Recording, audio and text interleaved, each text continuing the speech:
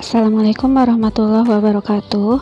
Hari ini kita akan mempelajari tentang wirausaha produk budidaya tanaman pangan.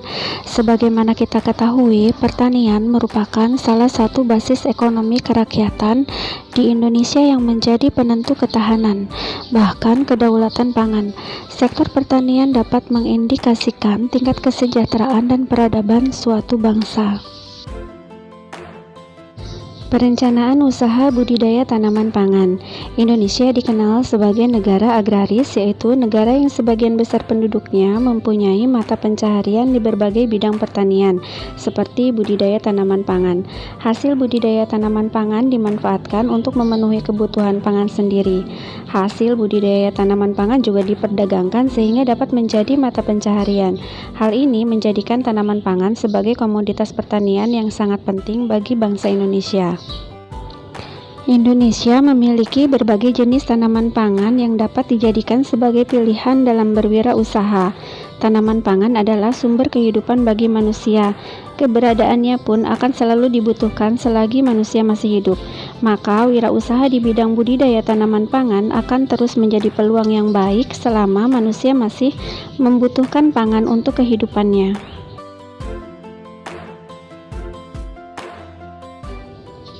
Tanaman pangan dikelompokkan berdasarkan umur, yaitu tanaman semusim dan tanaman tahunan. Tanaman semusim adalah tanaman yang dipanen dalam satu musim tanam, yaitu antara 3-4 bulan, misalnya jagung dan kedelai, atau antara 6-8 bulan, seperti singkong. Tanaman tahunan adalah tanaman yang terus tumbuh setelah bereproduksi atau menyelesaikan siklus hidupnya dalam jangka waktu lebih dari 2 tahun, misalnya sukun dan sagu. Nah, berikut ini merupakan contoh tanaman pangan. Serealia, contohnya padi, jagung, dan sorghum. Lalu ada kacang-kacangan, contohnya kedelai, kacang tanah, dan kacang hijau. Lalu umbi-umbian yang terdiri dari singkong, ubi jalar, dan talas.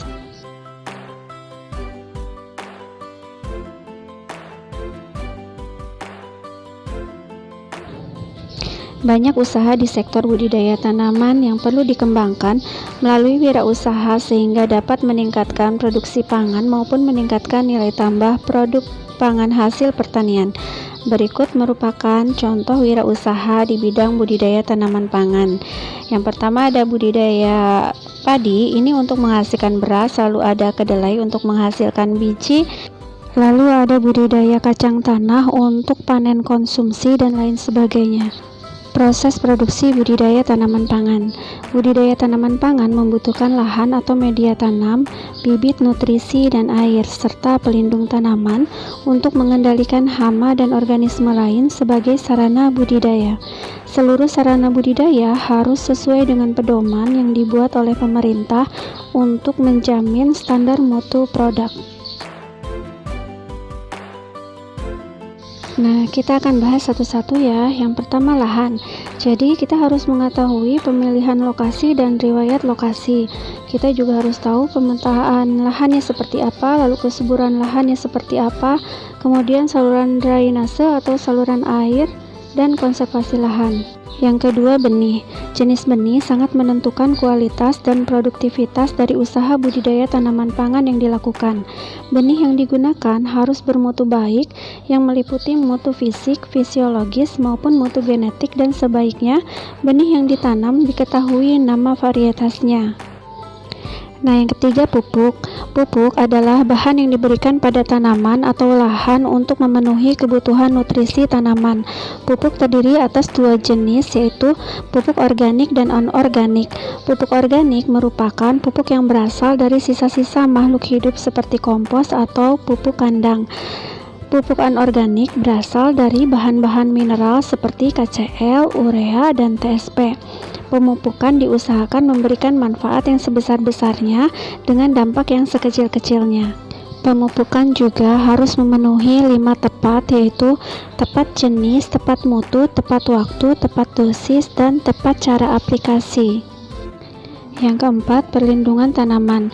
Perlindungan tanaman harus dilaksanakan sesuai pengendalian hama terpadu, menggunakan sarana dan cara yang tidak mengganggu kesehatan manusia, serta tidak menimbulkan gangguan dan kerusakan lingkungan.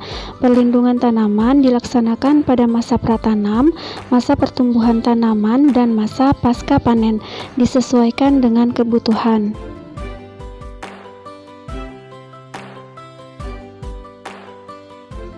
Yang kelima, ada pengairan.